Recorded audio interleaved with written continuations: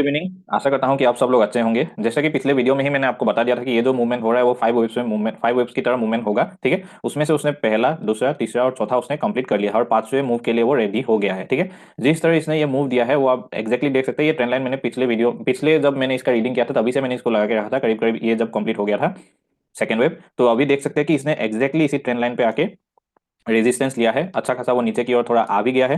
हो सकता है कि ये और थोड़ा ऊपर जा सकता है, ऐसा मैं नहीं कहूंगा कि इसके ऊपर नहीं जा सकता है। डेफिनेटली ये जा सकता है, जब तक इसका साइकोलॉजी मैच नहीं होगा ये ऊपर जाता ही रहेगा। ठीक है, जब तक लोग यहाँ पे बैठेंगे नहीं ये ऊपर जाता ही रहेगा। ठीक है, और इसका जो लेवल है वो 24,100 वाला लेवल, वो मैक्स वहां तक जा सकता है।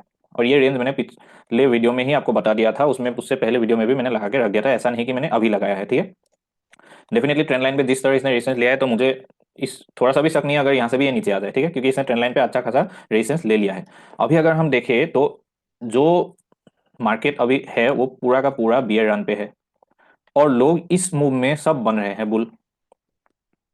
बियर मार्केट का काम ही यही है कि बुल को जिंदा रखना है, बुल को जिंदा रखना है, उसके होप को जिंदा रखना है, उसके होप को जिंदा रखना है। यहाँ पे उसके होप को जिंदा रखा गया, यहाँ पे उसके होप को जिंदा रखा गया। यहाँ पे होप जिंदा ही नहीं रखा गया बल्कि होप को इतना ऊपर लेके गए कि अभी लोग जो बाहर भी बैठे थे केस में वो भी अंदर एंटर हो गए, क्योंकि यहाँ पे दो बड़े बड़े रिफॉर्म्स उनको देखने मिला। पहला हो गया टैक्स रिफॉर्म, 12 लाख तक अभी कोई टैक्स देना नहीं है। ठीक है, लोगों के पास पैसा आएगा, तो ये रिफॉर्म उन्होंने पहला देख लिया। दूसरा रिफॉर्म उन्होंने आरबीआई की तरफ से सुन लिया, 25 बेसिस पॉइंट से इंटरेस्ट रेट कट कर दिया गया है। ठीक है, 25 बेसिस पॉइंट से इंटरेस्ट रेट कट कर दिया गया है, जो कि मार्केट के लिए अच्छा है, डेफिनेटली अच्छा है। ये दोनों गुड न्यूज आपको इसी दौरान मिल रहा है जब ये ऊपर की ओर मूव कर रहा है। ठीक है, इससे बढ़िया ट्रैप और मार्केट क्या जनरेट कर सकती है अपने लास्ट लेग ऑफ मूव से पहले। ठीक है, इसमें हुआ क्या है, मैंने पिछले वीडियो में भी आपको बताया था। इसमें हुआ क्या है कि जो लोग ऊपर से बैठे थे उनका अभी पोर्टफोलियो नेगेटिव चल रहा है, उन्होंने यहाँ पे एवरेज किया, यहाँ पे एवरेज किया, बहुत सारे लोगों ने तो यहाँ पे एवरेज किया और किसी किसी ने तो न्यूज मिलने के बाद एवरेज किया, यानी कि यहाँ पे एवरेज करने वाले लोग बैठे हुए हैं। ठीक है, यहाँ पे क्या हुआ, जो कैश पे बैठे थे वो भी आगे। क्यों आगे? क्योंकि इतना बड़ा बड़ा रिफॉर्म्स उनको दिखने को मिल गया, वो तो बैठेंगे ही, है कि नहीं। एवरेज करने वाले लोग भी बैठ गए, कैश वाले भी बैठ गए, न्यू प्लेयर्स भी एंटर हो गए मार्केट पे, क्योंकि बियर रन चल रहा है तभी तो न्यू प्लेयर एंटर करेंगे ना, तभी उनको यही सुनने को मिलता है कि बुल रन में उनको प्रॉफिट होगा तब, तो यहाँ पे वो लोग भी आ गए। यानी कि बहुत सारा यहाँ पे लिक्विडिटी जनरेट हो गया जो मार्केट को चाहिए था।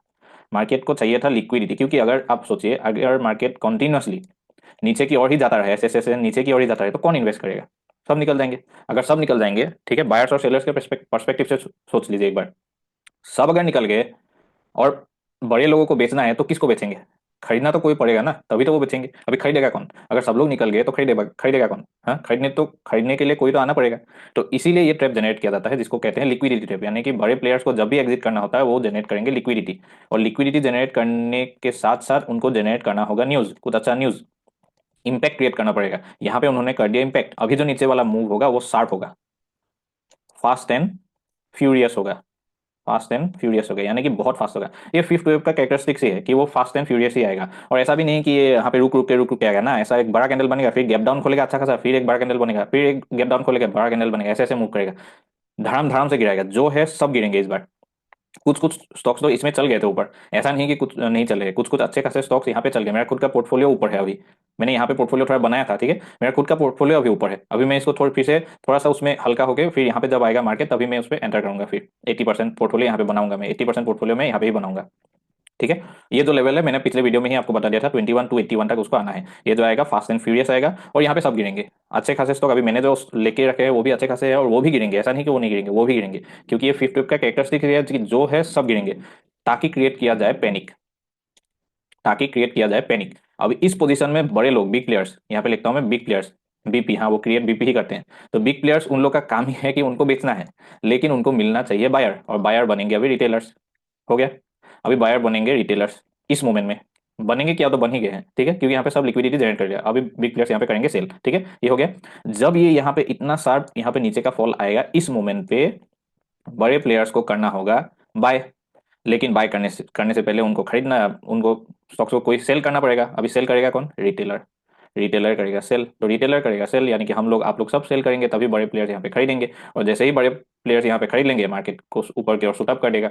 और जब तक आपको पता चलेगा कि इसका बॉटम बन गया है तब तक तो आपका जो अच्छा पोर्टफोलियो जो आपने बना के रखा था, अच्छा स्टॉक जो आपने ढूंढ के रखा था, वो करीब करीब 50-60% ऊपर हो जाएगा, और उस मोमेंट में आपको लेने का हिम्मत ही नहीं होगा। वो जो आपने ढूंढ लिया था स्टॉक्स, वो जो पोर्टफोलियो आपने बना लिया था वो जरूर से मल्टीबैगर हो सकता था अगर आप वहां बैठ सकते थे, लेकिन मार्केट इतना इजी और कंफर्टेबल एंट्री किसी को नहीं देता। मैं इसी के बारे में बोल रहा था। अगर आपको कंफर्टेबल एंट्री मिल रहा है तो वो कभी बॉटम नहीं है, अगर आपको कंफर्टेबल एग्जिट मिल रहा है वो कभी टॉप नहीं है। टॉप का खासियत ही है कि आपको रिग्रेट करना, और बॉटम का खासियत ही है कि आपको पैनिक कराना। ठीक है, ये आपको याद रखना ही रखना है। यहाँ पे पैनिक होगा, यहाँ पे क्रिएट होगा पैनिक। ठीक है, न्यूज क्या बनेगा तो फिर ये फिफ्थ वेव है, डेफिनेटली वेव के रेस्पेक्ट पे भी उसको आना है, साइकोलॉजी के रेस्पेक्ट पे भी आना है, क्योंकि यहाँ पे लिक्विडिटी जनरेट हो गया। तो न्यूज क्या बनेगा, अभी जो न्यूज बनेगा ये अच्छे से सुनिए, ये जो न्यूज बनेगा वो इंडियन मार्केट के रेस्पेक्ट पे नहीं बनेगा।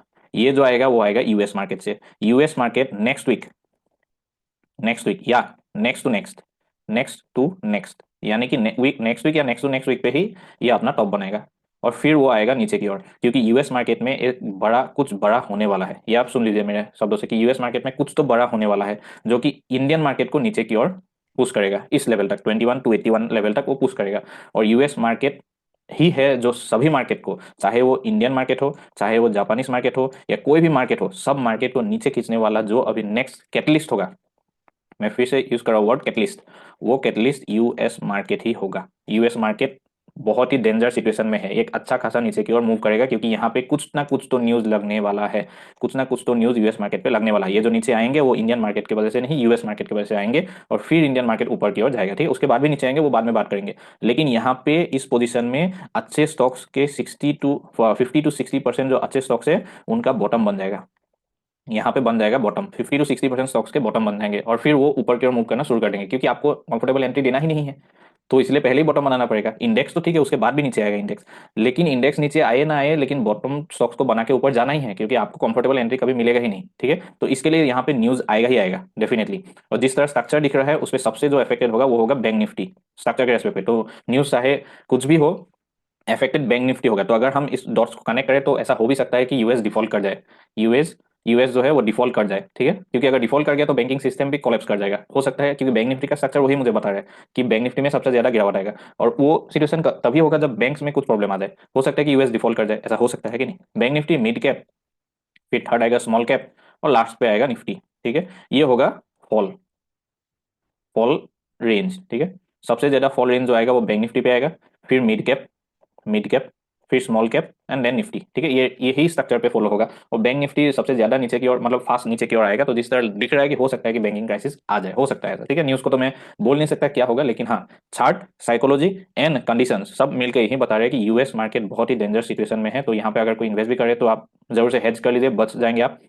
ठीक है, और यूएस मार्केट के इफेक्ट होने पर सभी के सभी मार्केट एक साथ गिरेंगे, और वो बनाएंगे फिफ्थ वेव, और यहाँ पे किसी को एंट्री मिलने वाला है नहीं, क्योंकि यहाँ पे होगा प्योर पैनिक होगा। ठीक है, इतना पैनिक कि आप खुद ही डर जाए कि ये मार्केट तो गया, खत्म, यहाँ से निकलो और भागो, और वहां पे बनेगा बटन। ठीक है, तो ऐसे कंटेंट के लिए डेफिनेटली चैनल को सब्सक्राइब कर लीजिए, हम आगे भी देखते रहेंगे कि किस तरह मूवमेंट होता है यूएस मार्केट में। ठीक है, तो डेफिनेटली चैनल को सब्सक्राइब कर लीजिए और वीडियो को लाइक करिए, ताकि ये वीडियो दूसरे तक भी पहुंचे।